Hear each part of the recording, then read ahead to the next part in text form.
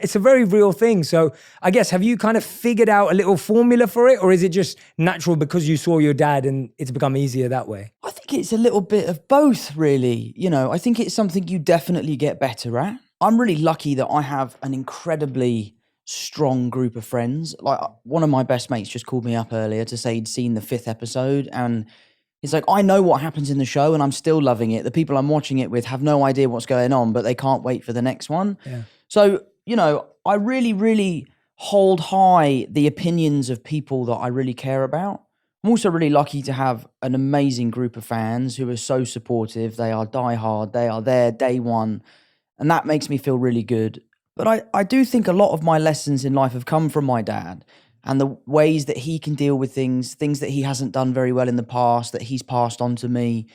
And I live by this really... I don't actually know if Christian Bale did say this, but I think he did. Bale, I love Christian Bale. He said it. Yeah, love Christian we'll say Bale. he said it, yeah. But I think the quote is, if you have a problem with me, text me. And if you don't have my number, you don't know me well enough to have a problem with me. That is so good. And I think that is such a great piece of advice, because as a celebrity, you live on this stage, you live out there, you kind of give out a version of yourself that you want people to see. Mm-hmm. And that can be the version of yourself that they can have a problem with or they can love. And there is I feel like I'm quite authentic in my public persona, but I just try to really care about what my family thinks, what my friends think, what the people in my local community think. I live in Kingston. I know everyone that lives there. I can't walk 5 feet without bumping into one of my mum's friends.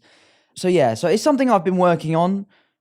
I try my best to not let that stuff affect me. It does. Yeah, of course. I'm not cold-hearted or anything like that. It does affect me, but I just try to move on and focus on the positives. Yeah, absolutely, absolutely. What was did you ever see your dad deal with everything and you thought, wow, that was incredible? Like, was there anything specific that you remember that, like, seeing him like tackle something and you thought, wow, that really impressed me, even if it was something really small in hindsight? I think the thing I admire most about my dad is his resilience.